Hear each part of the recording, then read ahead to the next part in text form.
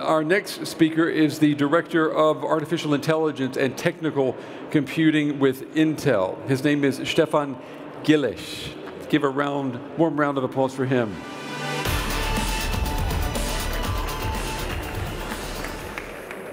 Hello, everyone. Welcome to this panel, actually, right? In terms of having a good discussion, right? I was asked to be first in bringing up our statement, what we do in AI, right? And I hope the slides are going to come up. Okay. Can you bring up the slides?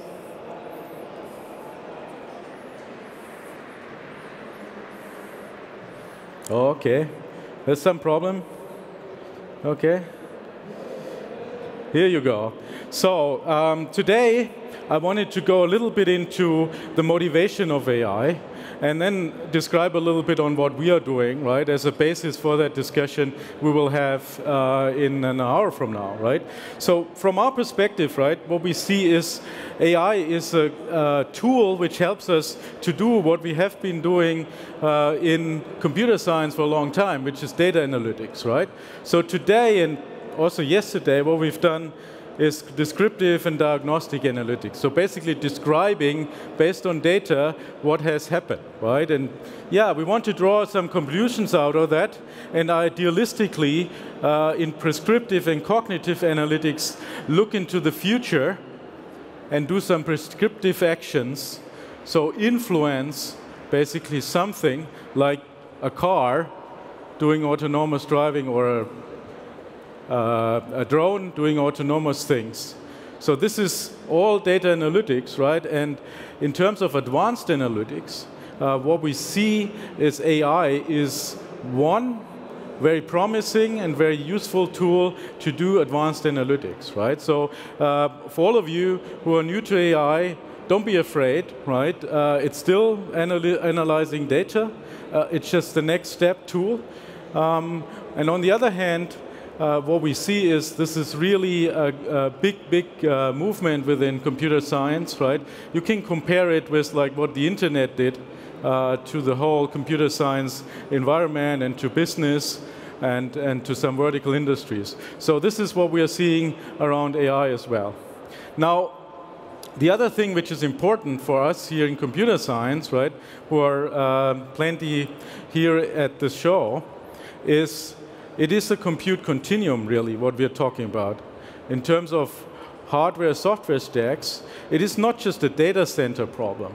You could believe data analytics, it all stays in the data center. No, that's not the case, right? If you have drones flying around, they use AI already to do collision detection, right?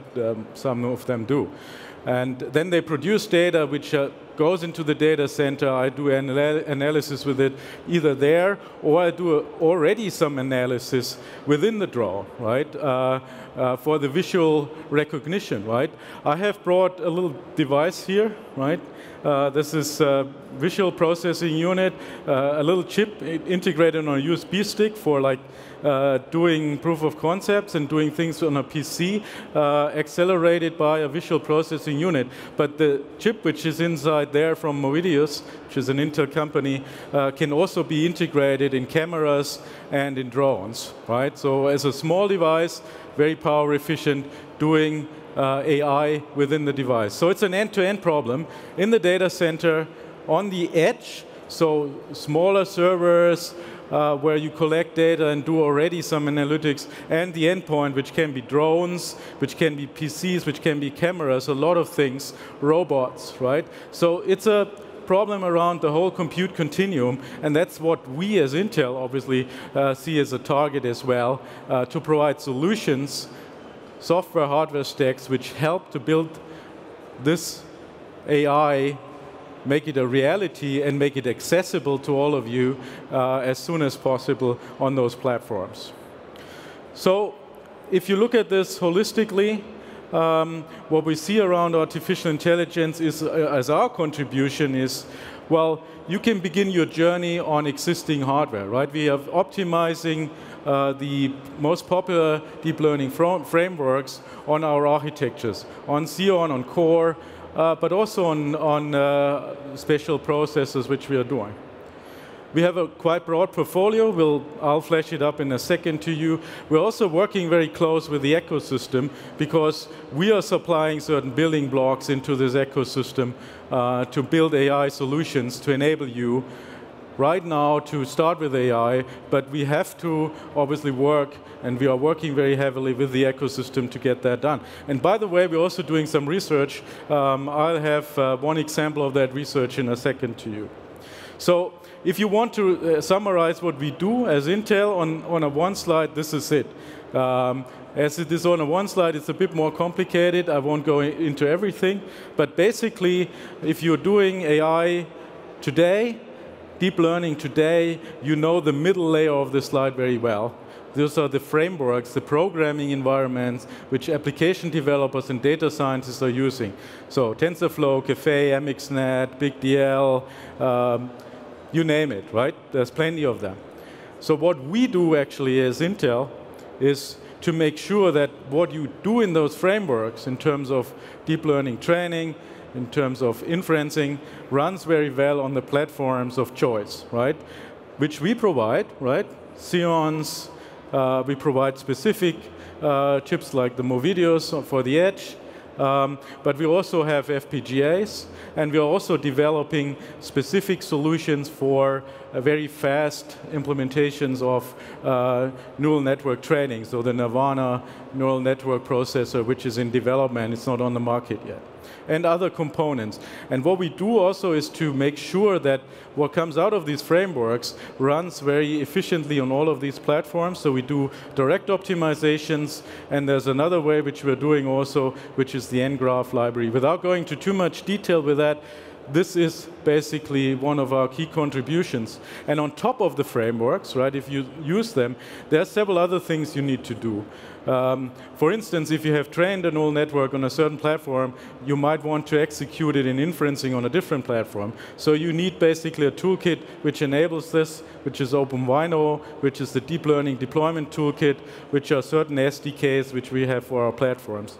And on top of that, we're also offering other things like the Intel AI Development Cloud, so where you can basically go and for free try out this technology stack. On the other hand, we also have people who are well versed in the solution side. While we are not consulting or doing anything, really, we have people who can help in proof of concepts, certain customers in terms of building solutions with this kind of technology stack.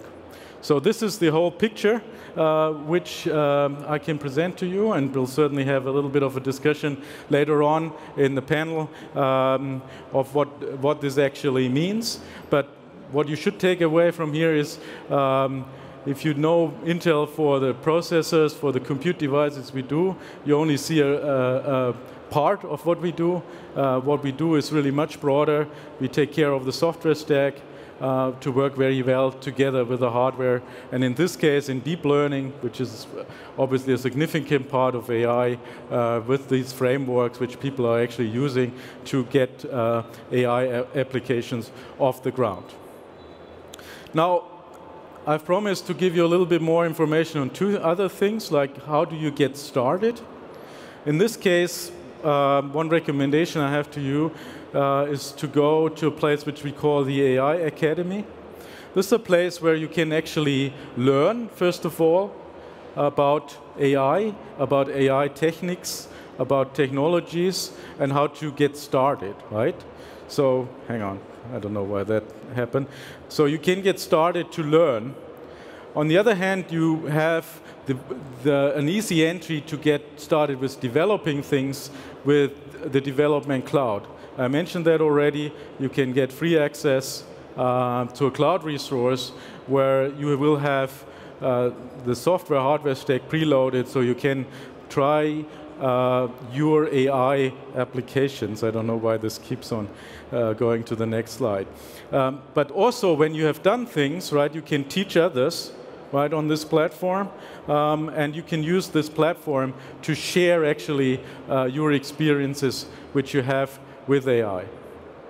So I think this is a good entry point in terms of getting started with AI. And again, one of our key things is We want to enable you to run AI on existing platforms and really get started quickly without a lot of new investment, which obviously you can do when you get and grow your AI platform. You can stay on generic platforms or, as needed, go to specific platforms. Now, that slide keeps coming up a couple of times already to remind me that I should talk about this as well. We don't stop there, right?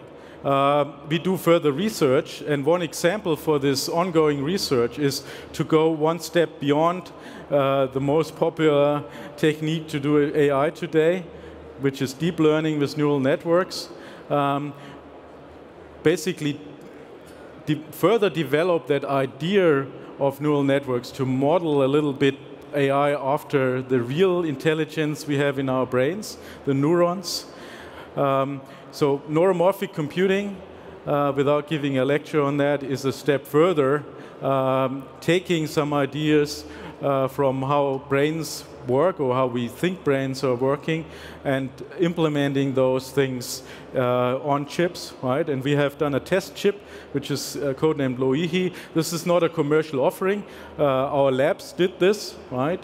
But I think it's a significant step, which I wanted to share with you as an example of how we engage in further AI research. So all in all, AI is a very important topic for Intel. And as I said before, we want you to be enabled as quickly as possible to really get your hands on, have your developers do things with AI. We do our part on the software and hardware stack, so you can use existing data center resources or the resources you're investing in anyway when you go out today.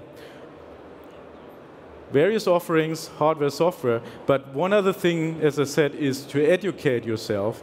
And if you are a developer, or you have developers in your organization, in your research organization, or in your company, I would leave you with this thought, that we have software development workshops, a series of those workshops ongoing in Europe. You see the locations here. Some of them happened already. The last one was in Toulouse. Next one is in Tel Aviv, and then Munich, which is closer to this location here. And you see the other locations were coming to Berlin and Dresden in Germany as well. And those workshops are really about getting your developers hands-on on the tools I was talking about, on the hardware I was talking about, so they can actually get started to put solutions together which deploy AI. And one last thing I wanted to leave with you before my next speaker, and maybe as a thought for the panel later on as well, is that while we speak a lot about AI as using neural networks, doing deep learning, using classical ML, but we need to see that AI is always just a portion of a complete solution.